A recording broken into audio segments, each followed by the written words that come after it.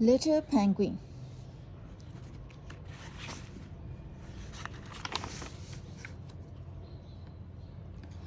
Far away in a land where there is only ice and snow, Big Penguin sat, feeling hungry and cold. He looked down at his feet. There, beneath the one fold of his tummy, was an egg. His egg. He had been waiting for it to hatch for a very long time. "Come on, little penguin," he whispered. Days passed. Suddenly, a noise broke the snowy silence. A crack and a peep, peep, peep. Little Penguin had hatched. "At last," said Big Penguin, looking proudly down at his chick. Little Penguin was covered in tiny soft feathers as gray as the mist that rolled in from the faraway sea. "One day you will be an emperor of the ice like me," his father told him. Little Penguin gazed up at his father and peeped softly.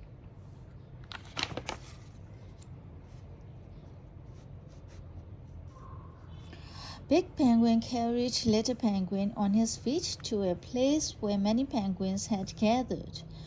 There were adelies and chinstraps, gentoos and rockhoppers, and great emperor penguins just like Little Penguin's father. Little Penguin looked at the big penguins with their sleek, shiny feathers and their long, strong beaks.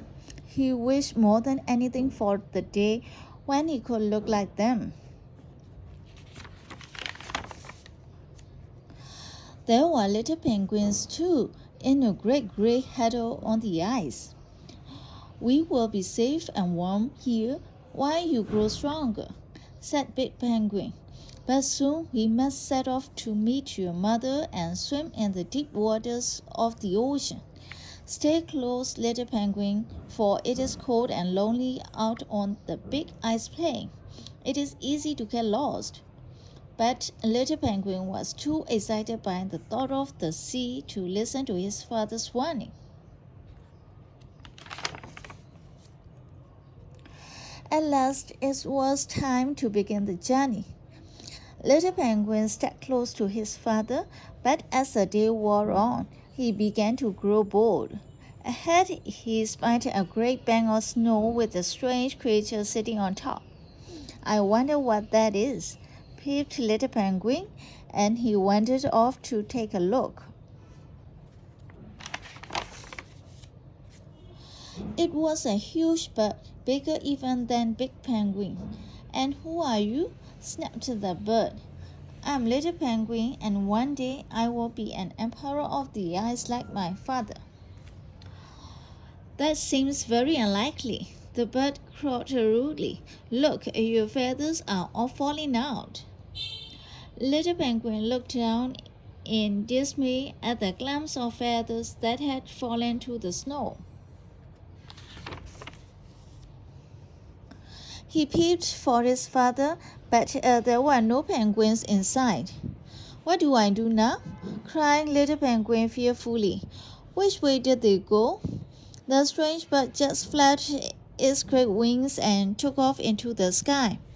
Little Penguin started to walk across the snow. With every step, more of his feathers fell around him. "Soon I will have no feathers left at all," he peeped sadly.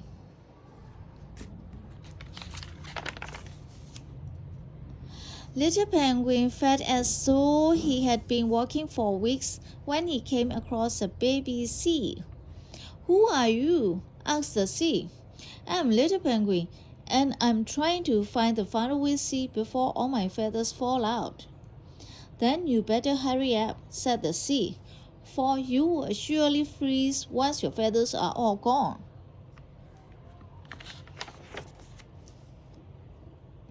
So Little Penguin walked on, even as night fell.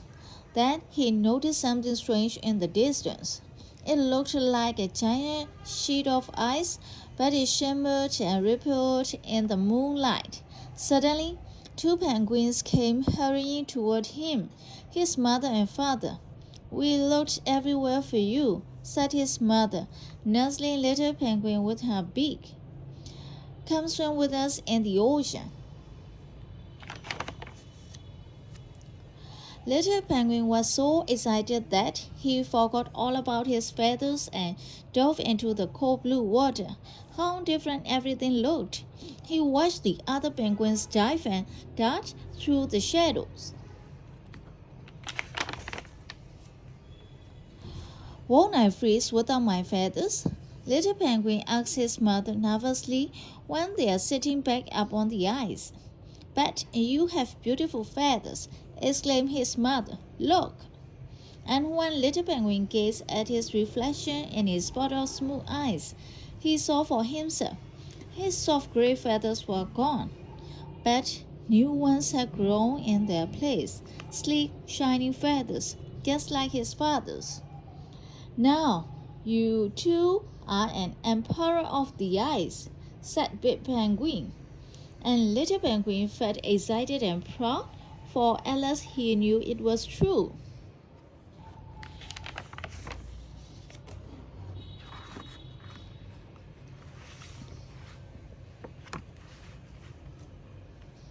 Little Penguin looked up at the big penguins with their sleek, shiny feathers and their long, strong beaks. He wished more than anything for the day when he could look like them.